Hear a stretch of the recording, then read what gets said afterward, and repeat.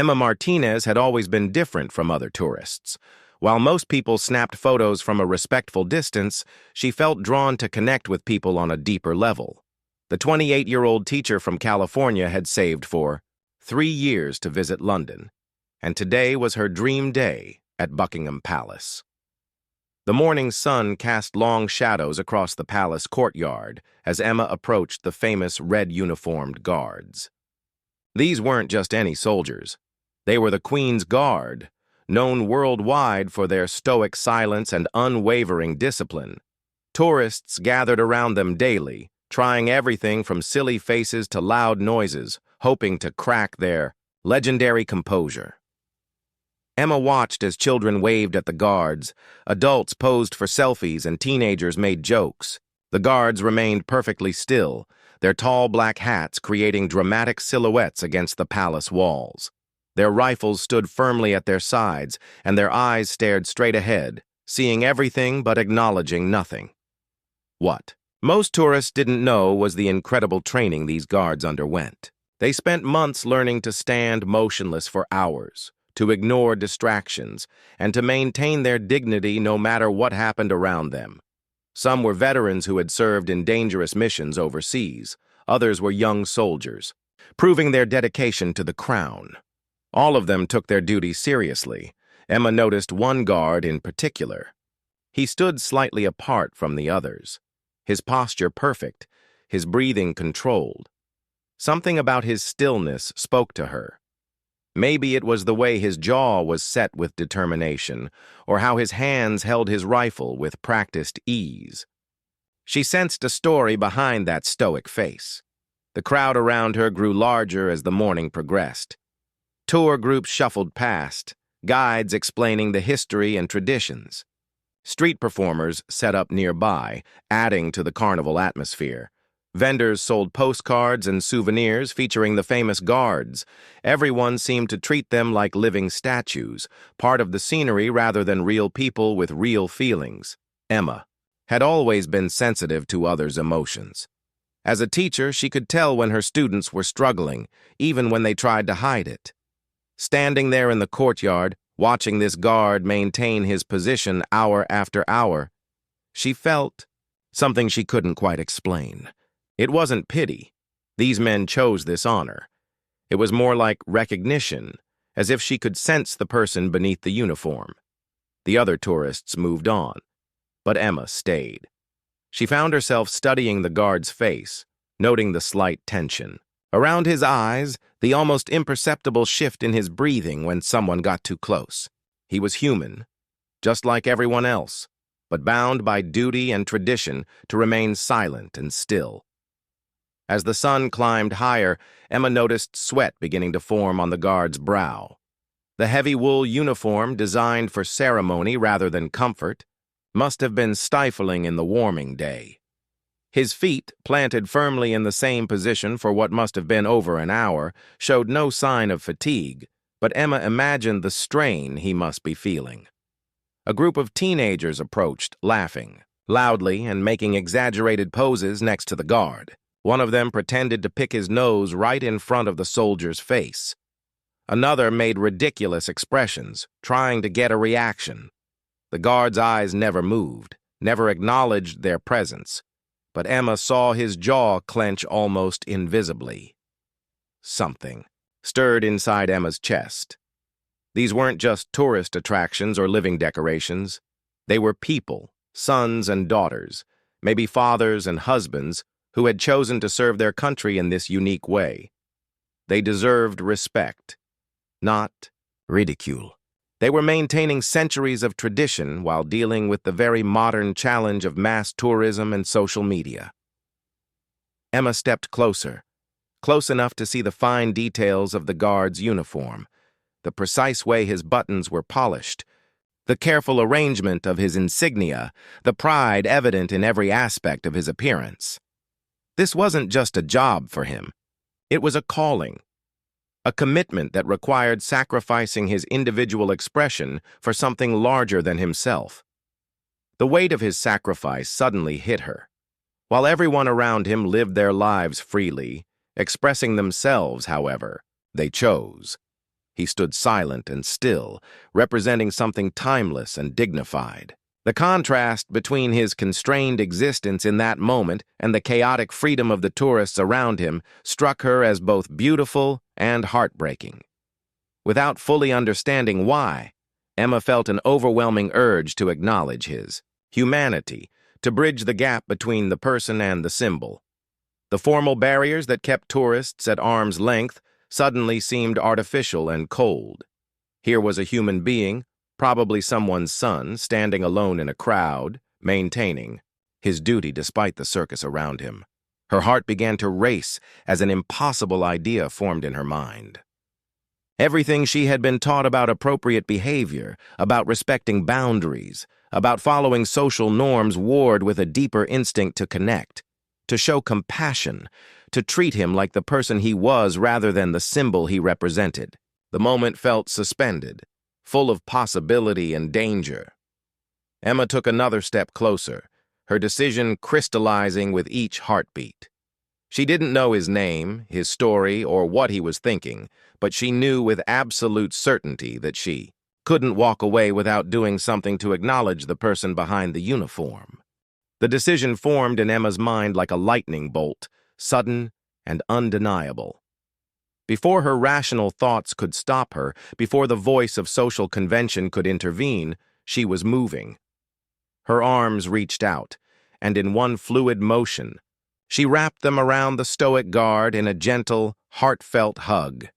Time seemed to freeze. The bustling courtyard, filled with hundreds of tourists, suddenly fell silent. Conversations stopped mid-sentence. Camera phones that had been casually recording the scene suddenly focused with laser intensity.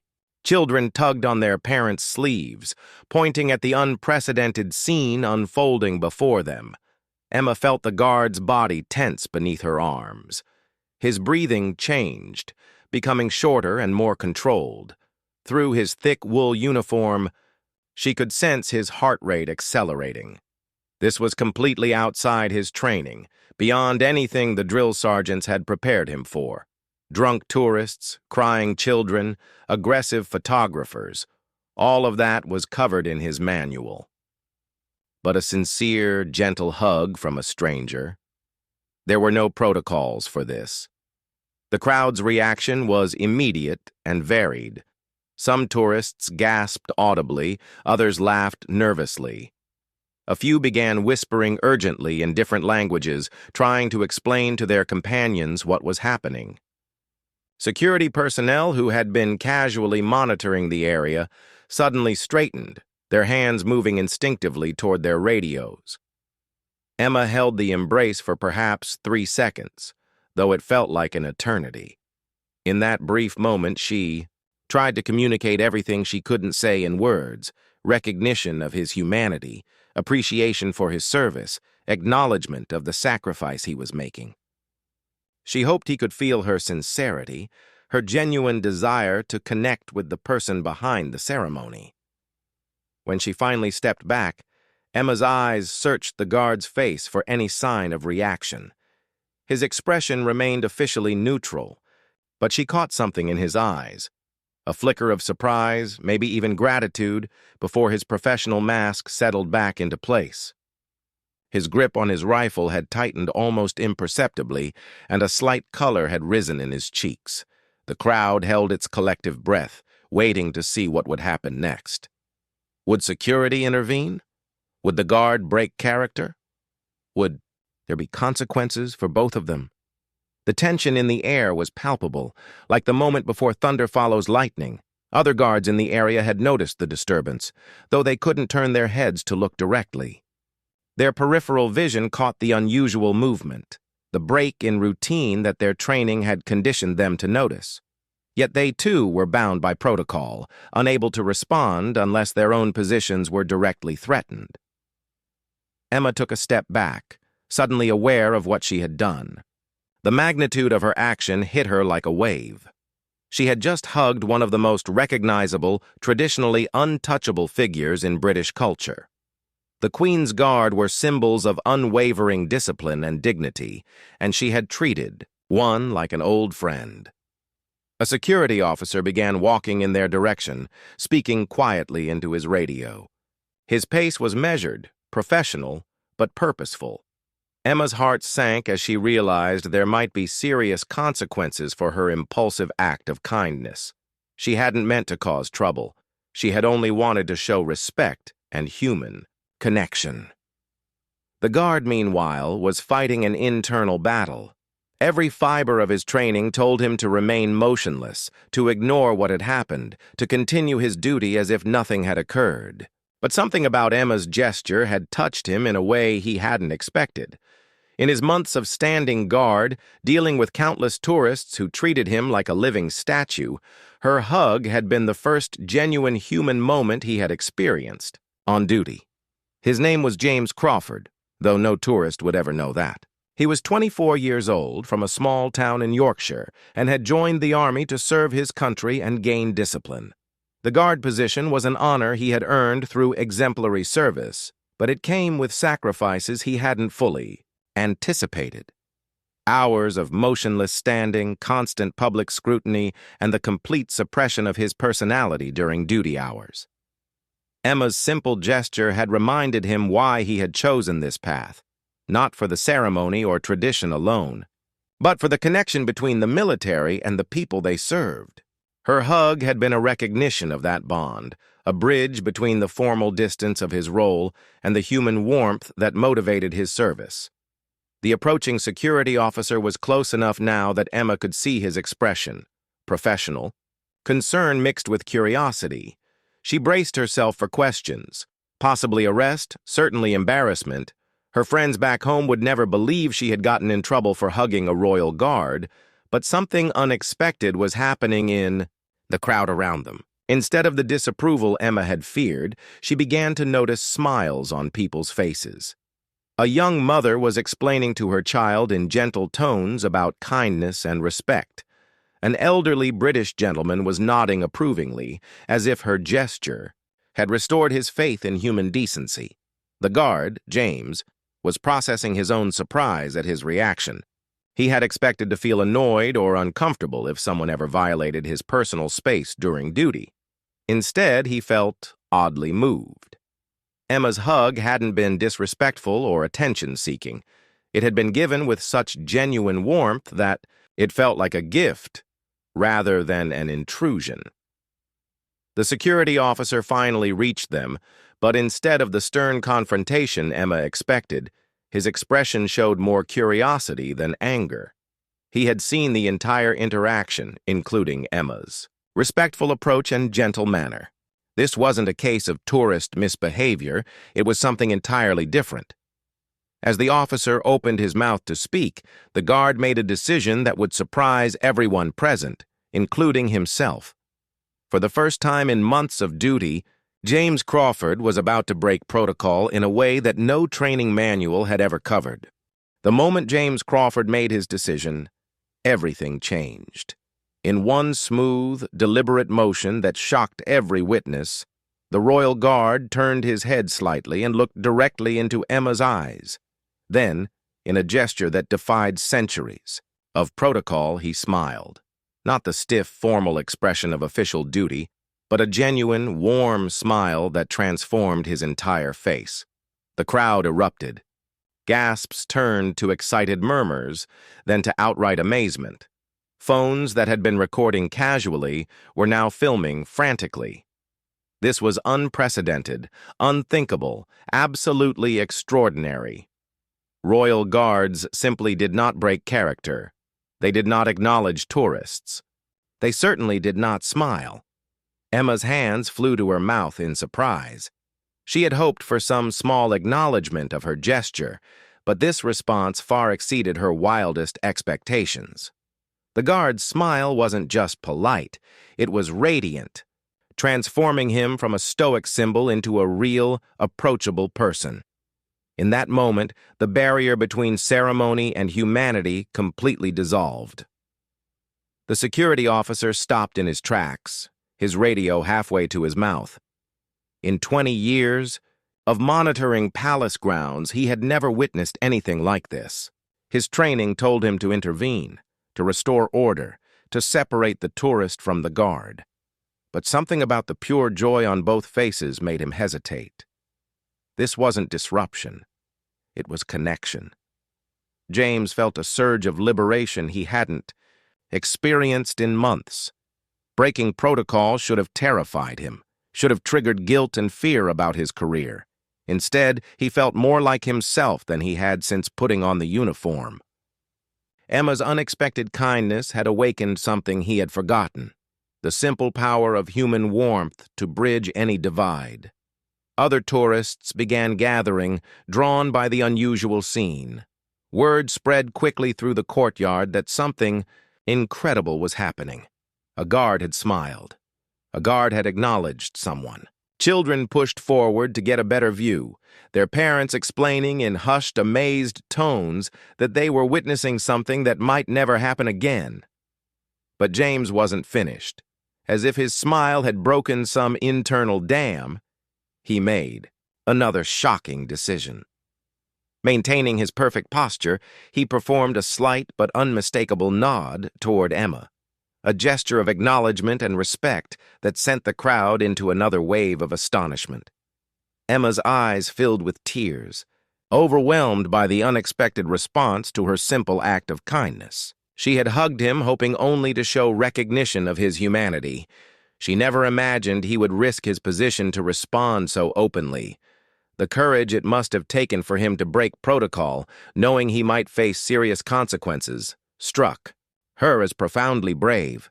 A small child in the crowd called out, "Mummy, why is the soldier smiling?" His innocent question seemed to capture what everyone was thinking. The guards were supposed to be untouchable, unreachable, more symbol than person. Yet here was undeniable proof of the human being beneath the ceremony. The other guards in the area were facing their own internal struggles. They had witnessed their colleagues' unprecedented behavior, but their own duty required them to maintain position and composure. Some felt a surge of admiration for James's courage. Others worried about the consequences he might face. All of them understood the profound risk he was taking. James could feel his heart pounding, but he also felt more alive than he had in months. The rigid requirements of his position, the hours of motionless standing, the complete suppression of personality, the treatment as a living statue, had gradually worn away at his sense of self. Emma's gesture and his response to it had reminded him why he served in the first place. The security officer finally approached, but his demeanor had shifted completely. Instead of stern authority, his expression showed something closer to respect. He had seen enough tourist interactions to recognize the difference between disrespectful behavior and genuine connection. What he had witnessed wasn't a violation that needed correction. It was a moment of pure human decency that deserved protection. "Miss," he said quietly to Emma, "I'm going to need to ask you to step back, but I want you to know that was beautifully done." His words were barely audible, but Emma heard the sincerity in them. Even the security personnel were moved by what they had witnessed. Emma nodded and took several steps back, but she couldn't take her eyes off James. The moment had created an invisible bond between them, strangers who had connected across the formal barriers of duty and protocol. She wanted to say thank you, to tell him how much his response meant to her, but she knew that further interaction might cause him more trouble. James, still maintaining his official posture, was processing the flood of emotions coursing through him. He had broken perhaps the most fundamental rule of his position, yet he felt no regret. Emma's hug had been offered with such pure kindness that responding with equal humanity had felt not just appropriate, but necessary. The crowd around them had grown to nearly 100 people, all watching the aftermath of this extraordinary interaction. Some were recording, others were simply staring in amazement. Many were smiling, as if witnessing the guards' humanity had reminded them of their own capacity for unexpected kindness. But the story wasn't over. James Crawford was about to make one more decision that would turn this remarkable moment into something absolutely unforgettable. As Emma prepared to walk away, as the crowd began to disperse, as the security officer relaxed, thinking the situation was resolved, the young guard prepared for his most shocking move yet. The next few seconds would be talked about for years, shared across social media millions of times, and remembered by everyone present as the day they witnessed something that proved the most rigid protocols could never completely contain the human heart. As Emma began to turn away, something extraordinary happened that no one could have predicted. James Crawford, the royal guard who had already shocked everyone by smiling and nodding, made a decision that would become legendary. Maintaining perfect military posture, he slowly and deliberately reached into his uniform jacket and retrieved something small from his breast pocket. The crowd fell absolutely silent. Every eye was fixed on the guard's hand as he held up a small, shiny object. It was his personal military pin, not part of his official uniform, but a commemorative badge he had earned during his service training. Without breaking his stance, he extended his arm toward Emma in an unmistakable gesture of offering. The gasps from the crowd were audible across the entire courtyard. This was beyond unprecedented. This was revolutionary. Royal guards didn't give gifts to tourists. They didn't interact, didn't acknowledge, and certainly didn't share personal items from their uniform. Yet here was James, offering Emma something meaningful from his own military experience. Emma stood frozen, her hands trembling slightly as she realized what was happening. The guard was offering her something personal, something that represented his service and commitment. The pin wasn't valuable in monetary terms, but its significance was immeasurable. He was sharing a piece of himself, a token of the connection they had created. The security officer's radio crackled to life, but he made no move to answer it. His training told him to intervene immediately, but his humanity recognized the profound beauty of what was unfolding. This wasn't misconduct. This was a moment of grace that transcended all protocols and procedures. Tears streaming down her face, Emma slowly stepped forward and gently took the pin from James's outstretched hand. Their fingers brushed for just an instant, and in that touch was an entire conversation. Gratitude, recognition, mutual respect, and the acknowledgement of a shared moment that neither would ever forget.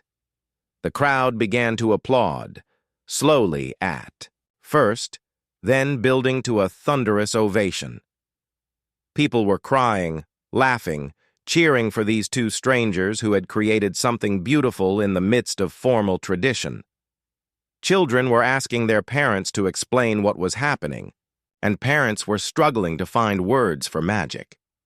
James felt a surge of emotion so powerful it almost broke his composure entirely. Emma's acceptance of his gift completed a circle of human connection that protocol had never allowed him to experience on duty. In giving her his pin, he was sharing not just a token, but a piece of his identity as a soldier and a person. Other guards in the area were witnessing history. Never in the long tradition of the Queen's Guard had anyone seen such an interaction. Some felt worried for their colleagues' career, knowing the strict disciplinary measures that governed their conduct. Others felt inspired, reminded of the human reasons behind their ceremonial duties. Emma clutched the small pin to her heart, overwhelmed by the generosity of this stranger's gesture. She had offered a simple hug, a moment of human kindness, and received in return something precious and personal.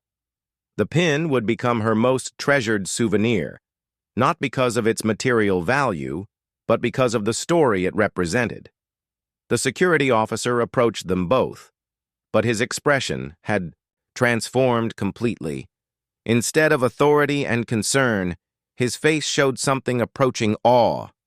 "Sir," he said quietly to James, "I need to ask you to return to standard position.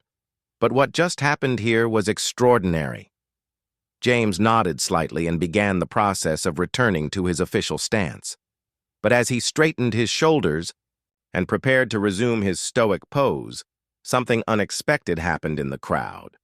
An elderly British woman, probably in her 70s, began to clap slowly and deliberately.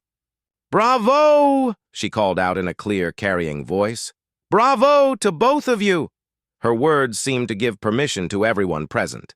The applause grew louder, more enthusiastic, more heartfelt. People weren't just clapping for entertainment. They were applauding courage, kindness, and the triumph of humanity over rigid formality. They had witnessed something that reminded them of the best parts of human nature. A young boy, no more than 8 years old, tugged on his father's sleeve and asked loudly, "Daddy, why is everyone happy?" His father knelt down and whispered, "Because sometimes, son, kindness is more important than rules." James was settling back into his official posture, but everything had changed. The stiffness that had characterized his stance before was replaced by something different: dignity with warmth, duty with humanity.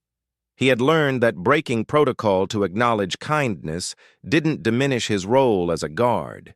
It elevated. Emma stepped back into the crowd, still clutching the pin, still wiping tears from her eyes. But she wasn't disappearing into anonymity. The people around her were approaching, wanting to shake her hand, to thank her for doing something they had all wanted to do but never dared. She had acted on behalf of everyone who had ever looked at those guards and wondered about the person inside the uniform. The security officer spoke quietly into his radio, but his words weren't what anyone might have expected. "Control. This is Sector 7. We've had an unusual incident, but it's resolved. No intervention required. Actually," he paused, looking at the continuing applause and the transformed atmosphere in the courtyard, "I'd classify this as a positive engagement." As the immediate excitement began to settle, both Emma and James were processing what had just occurred. They had created something unprecedented together. A moment when protocol bent to accommodate human decency, when tradition expanded to include compassion, when two strangers connected across the barriers that usually kept them apart. But their story wasn't finished. The events of the next few minutes would prove that their connection had started something much larger than either of them realized. The ripples of their interaction were about to spread far beyond the palace courtyard, touching lives in ways they never could have imagined. Within hours, the video clips captured by dozens of phones had spread across the internet like wildfire. Royal Guard Hug was trending worldwide, with millions of views and thousands of shares. The story had captured hearts across the globe, becoming a symbol of human kindness breaking through barriers of protocol and tradition. Emma woke up the next morning in her London hotel to find her phone buzzing with notifications.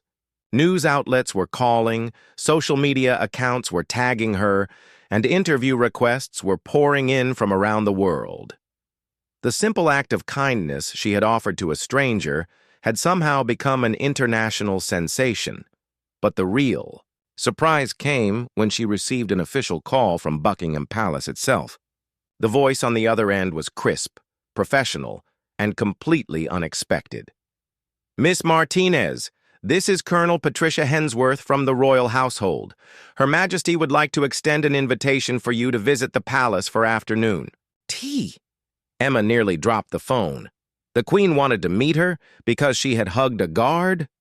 The colonel explained that Her Majesty had been deeply moved by the story and wanted to personally thank Emma for the kindness she had shown to one of her soldiers. The invitation was genuine, unprecedented, and completely voluntary. Meanwhile, James Crawford was facing his own surreal morning. Instead of the disciplinary hearing he had expected, he found himself summoned to meet with senior officers who seemed more curious than angry. The viral video had reached the highest levels of military command, and the response was nothing like what anyone had anticipated. "Crawford," said the commanding officer, a stern man with decades of service, "in 30 years of military protocol, I've never seen anything like what you did yesterday." James braced himself for consequences, but the officer continued. "I've also never seen such a positive response to the Royal Guard from the public. The palace is receiving hundreds of letters praising your humanity while maintaining your duty." The Social media reaction had been overwhelmingly positive. Comments poured in from around the world, with people sharing their own stories of kindness, thanking both Emma and James for reminding them of human goodness. Military families shared the video with pride, and tourism to Buckingham Palace had actually increased overnight. Emma's story resonated particularly strongly with other travelers and teachers. Her colleagues back in California were flooding her with messages of pride and admiration. Students from her school were creating artwork inspired by her actions. The principal had called to say the entire district was celebrating her as an example of cultural bridge building. The Palace tea invitation came with an unexpected addition.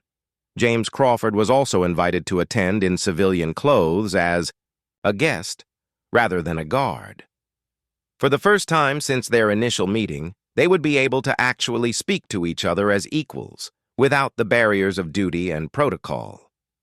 3 days later, Emma found herself walking through the private quarters of Buckingham Palace, still barely believing her reality. She wore her best dress and carried the military pin James had given her, polished and attached to a small chain as a necklace.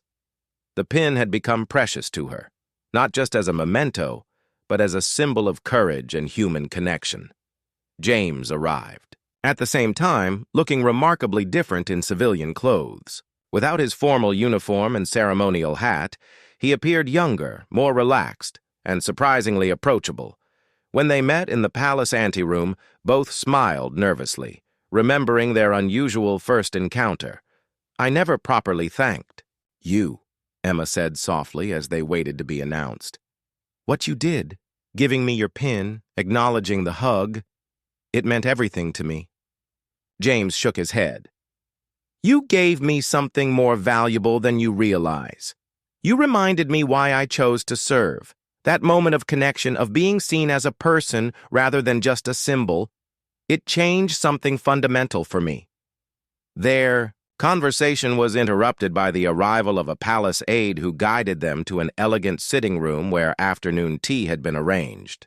The room was beautiful, but not intimidating, with comfortable chairs arranged around a low table set with fine china and delicate pastries. When Her Majesty entered the room, both Emma and James felt a mixture of awe and nervous excitement. The Queen was smaller than Emma had expected, but her presence filled the space with dignity and warmth.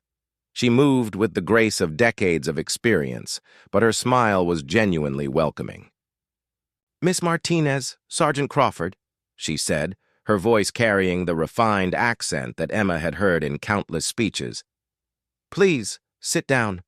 I wanted to meet you both personally because your interaction has brought such positive attention to values that are very close to my heart." As they settled into their chairs, the Queen explained that she had watched the video multiple times and been deeply moved by what she had witnessed. "The balance between maintaining tradition and acknowledging our shared humanity is something we constantly navigate in royal life.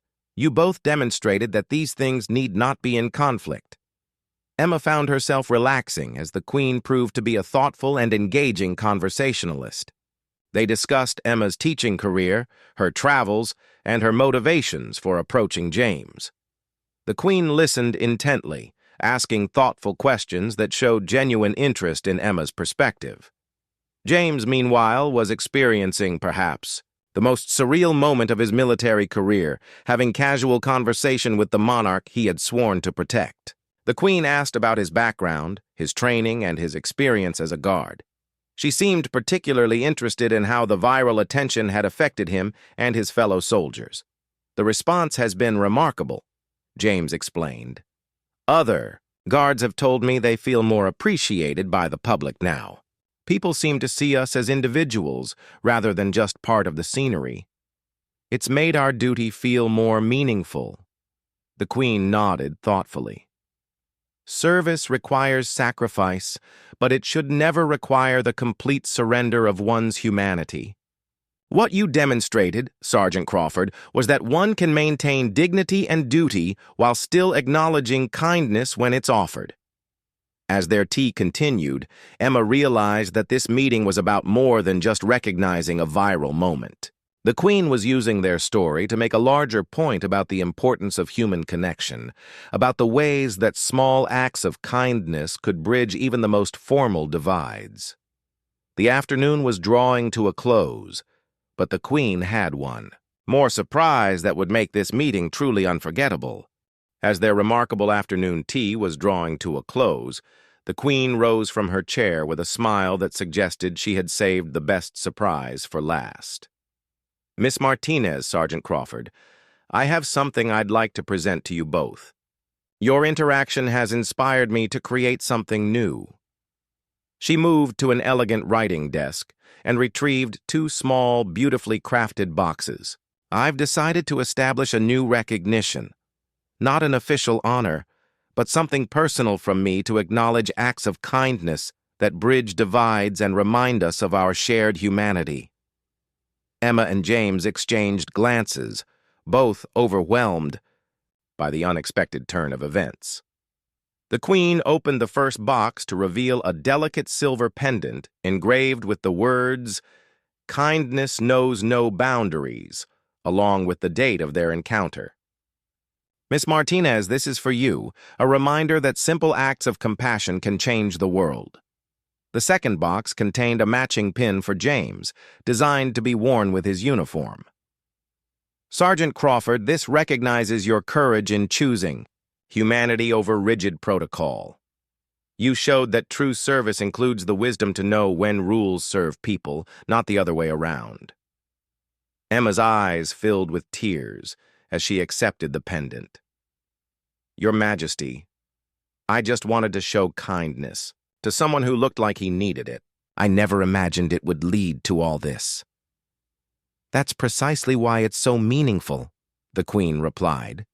"You acted from pure instinct to connect with another human being. That kind of authentic compassion is rare and should be celebrated." James was studying his pin, clearly moved by the recognition. "Ma'am, I was terrified I'd lose my position when I decided to respond to her kindness. But something about her gesture made staying silent feel wrong." "And you were absolutely right," the Queen assured him. "The palace has received over 10,000 letters since your video went viral.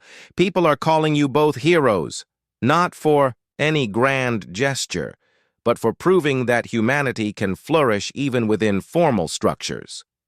As they prepared to leave, the Queen shared one final surprise.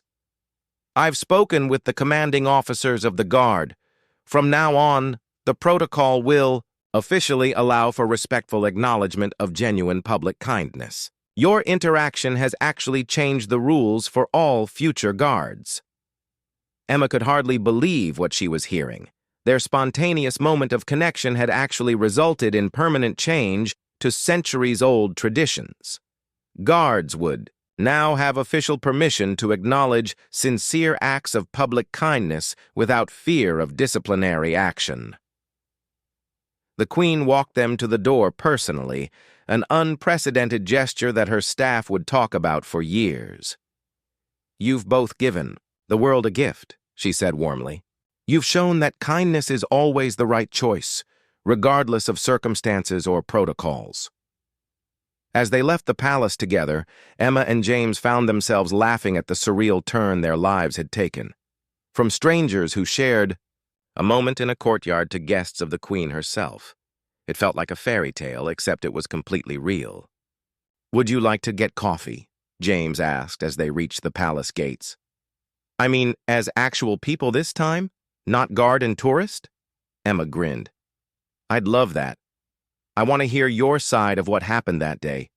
And I have a feeling we're going to be friends for life after all this." Their coffee turned into dinner, which turned into hours of conversation. They discovered they had more in common than either had expected. Both were dedicated to service, both believed in the power of human connection, and both were still somewhat shocked by their sudden international fame. Over the following weeks, both Emma and James found their lives transformed in unexpected ways. Emma was invited to speak at conferences about cultural sensitivity and human connection. Her school district created an exchange program with British schools, inspired by her story of bridge building. James became something of a celebrity within the military, representing a new model of service that balanced tradition with humanity. He was promoted and eventually became an instructor, teaching new guards about the importance of maintaining dignity while remaining connected to the people they served.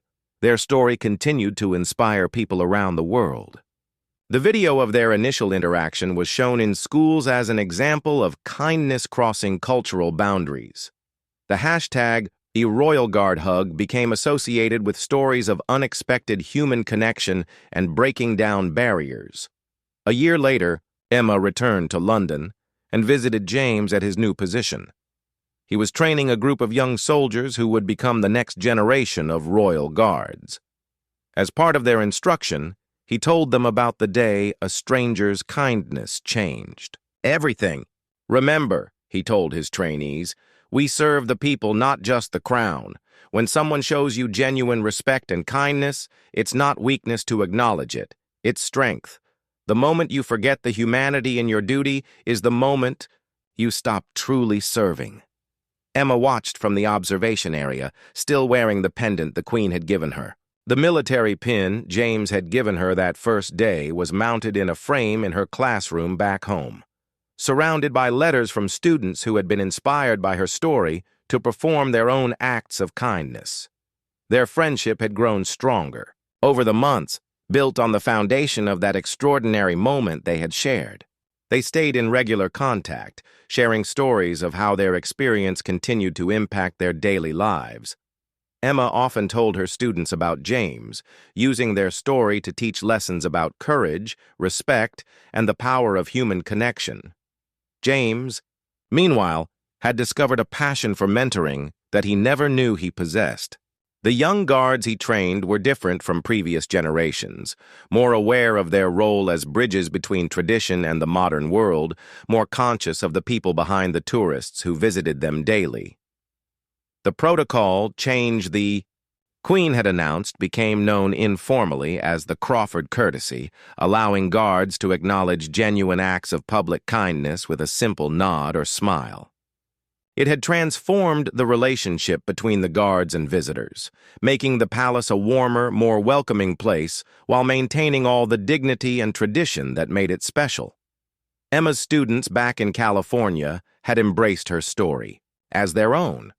They created a kindness wall in their classroom where they shared stories of small acts of compassion they had witnessed or performed. Many of them planned their own trips to London, hoping to meet some of the guards and show the same respect Emma had demonstrated. The ripple effects of their encounter continued to spread in ways neither Emma nor James could have predicted. Tourism. Guides began including their story in palace tours, reminding visitors that the guards were real people, deserving of respect.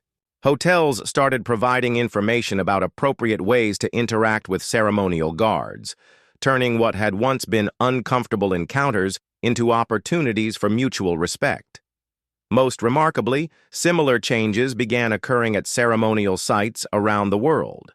Guards at the tomb of the unknown soldier, palace guards in other countries, and even museum security personnel reported that the public treated them with noticeably more respect and humanity after the story went viral.